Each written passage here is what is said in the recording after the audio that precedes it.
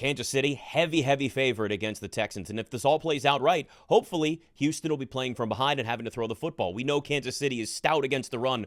Oh, but they are primed to give up big plays to wide receivers. We're going over 26.5 yards for Nico Collins' longest reception. Had a 41-yarder against the Chargers. Oh, but let's go back into history. The last 5 weeks, last 5 games starters played. We're not counting the Denver game because we all know how that went for the Chiefs. Let's go back and look at some of those games. I've got notes.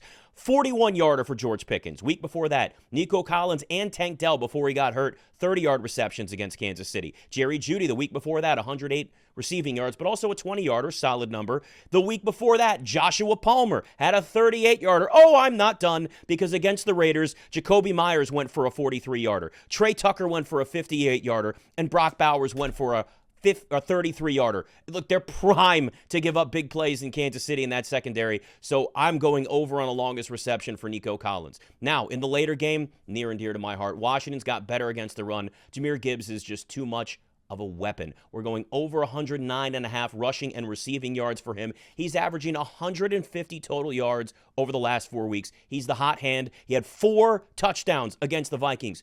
You'd be crazy not to give him the football. And I know you're saying, well, Nick, David Montgomery's going to be back. Sure. But if you actually go back and look at the last 5 games, those two played in the backfield together.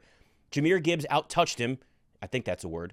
In 3 of those 5 games. Also outgained him in total yards in 3 of those 5 games. And we don't know how much David Montgomery's actually going to play. He was supposed to be out the rest of the season.